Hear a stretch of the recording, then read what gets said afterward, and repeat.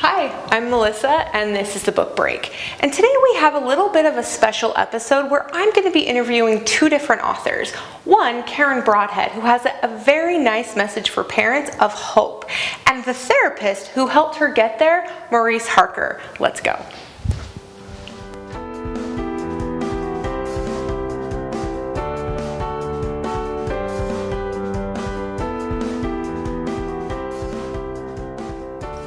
Here with Karen Broadhead, and she has a book called Mama Trauma. Let me see your book because it's got a beautiful cover. And I know that with this book you share an inspiring message for mothers. Tell me a little bit about what kind of inspiration you share for moms, because I'm a mom and we all need some help. Yes, we do.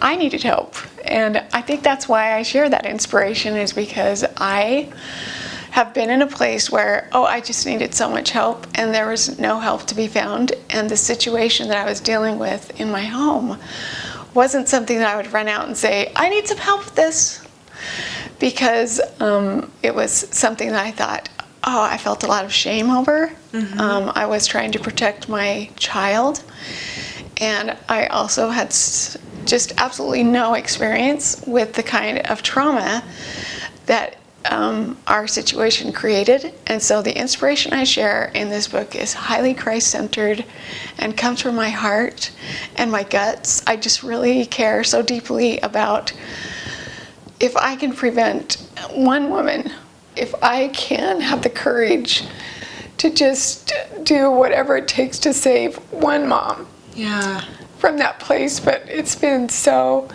cool. Yeah, and I know that with your story, your son struggled with addictions. And I think the thing that I've gotten from your message, and you also have a podcast, and your message is consistently, our kids go through hard things, and we as parents go through hard things. But that doesn't make us a bad parent if our child struggles with something hard. Yeah. And tell me a little bit about your podcast.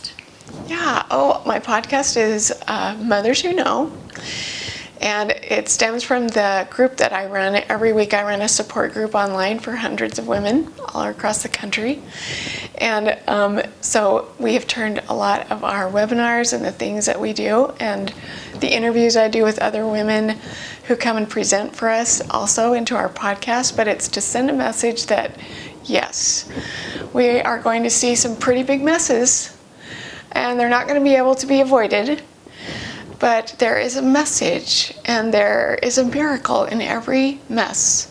And one of the things with your story is when you sought help for your son, you found a therapist named Maurice Harker. Love that guy. And you work with him now with life-changing services. Life-changing services is something that you recommend.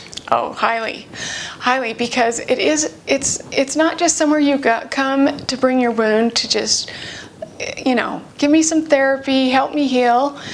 Literally, you come here and you have an awakening. Yeah. An awakening to training, to tools, to things that connect dots in your mind that you thought, I thought I had all the dots. Yeah. But now I have the dots. They're connected, and I have so much more power to heal, because my perspective on this wound or this place that's so hard in my life makes so much more sense. Yeah. And I know I have the power to thrive and be victorious. That's great. Well, I'm going to go talk to Maurice Harker because he helped you and inspired your book. Yes. And he can give us some more inspiration. So thank you so much for joining me. And I'm going to go talk to Maurice Harker now. What the Single Eye sees actually as individual sermons that I gave in sacrament meeting. It got to the point where I was sending out dozens of copies of the talks, and I thought maybe I should organize them into a book. And so I hope people who read the book feel like they have a better understanding of what are faith, hope, and charity.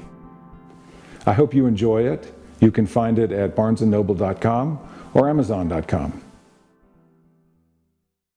Here with Maurice Harker, and we're going to talk about his books. And also, Maurice, you are a therapist, right? Tell me a little bit about your day job, because you wrote some inspirational books And your clients use these books. So tell me a little bit more about what you do as a therapist. I work with an agency called Life Changing Services. Our specialties are to work with traumatized marriages and individuals who are wanting to overcome sexual addictions. And so most of my day is spent in therapy sessions, working with couples that include lots of sadness and lots of pain and lots of anger and losses of confidence, etc. And so we'll just go from hour to hour. Sometimes I work with the wife, sometimes I work with the husband, sometimes I work with them together, sometimes I work with youth. And so depending on who needs the services this hour, me and the other clinicians here at Life Changing Services just hope to relieve that pain. Yeah. And when you first set out to start writing, is that something you did to help your clients that you already had, or did you start writing before you started therapy? I started writing earlier, but a lot of my writing started out as just practice with getting some clarity for myself, trying to understand the principles. A lot of the principles that we use are beyond what you would find in textbooks. We have worked really hard to synchronize and synergize religious, spiritual, eternal principles with our science. And so because it wasn't written somewhere else, we had to start writing it. Then I found myself repeating myself a lot, trying to teach the same principles over and over again.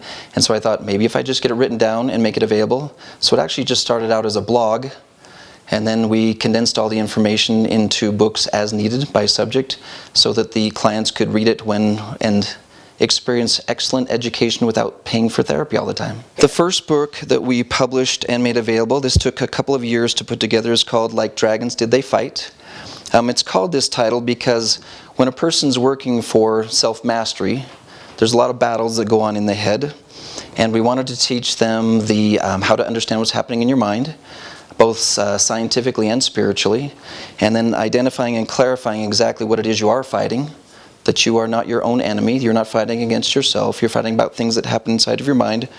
And then we wanted them to gain the confidence and the power and the skills, and so that's what Like Dragons They Did Fight is, a self-mastery training book. Yeah, and then tell me about, you have another book too. So to follow it up, the majority of our readers and listeners and people who come to us for therapy are people who take seriously the Book of Mormon and the information there, but they don't always know how much psychological information can be found there. So we wrote a book in conjunction with the first book to teach people about how to find the psychology in the war chapters of the Book of Mormon. And so, lessons from the war chapters of Alma on achieving greater self-mastery.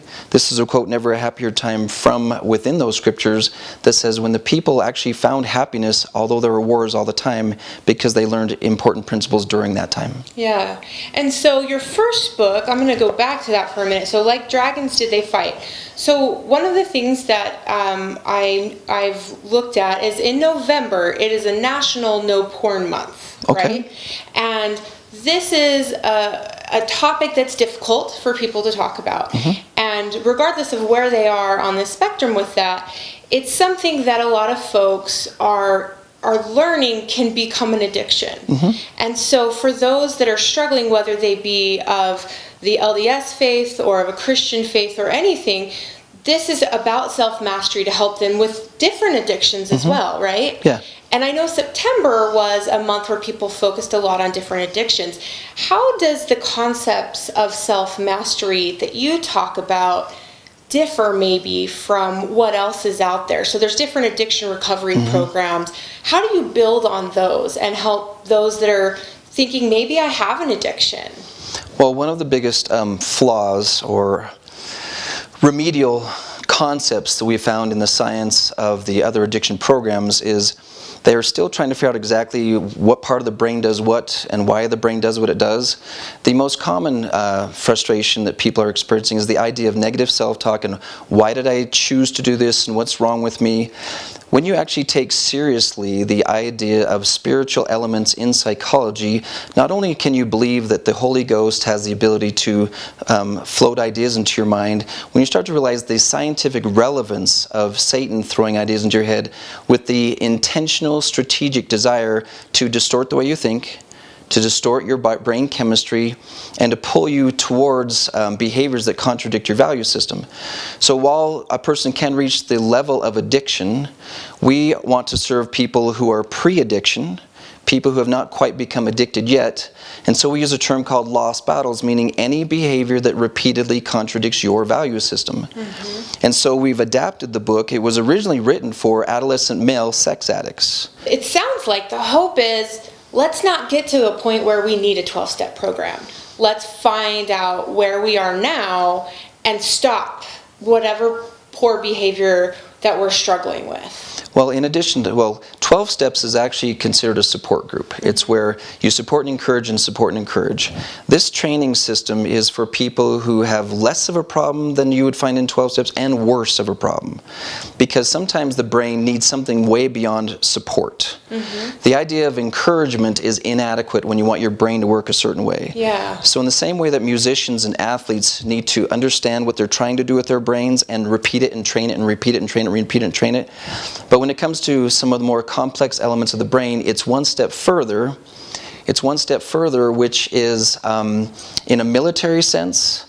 Not only do you have to be able to know what you're doing and do it fast, you have to do it with an appropriate amount of intensity.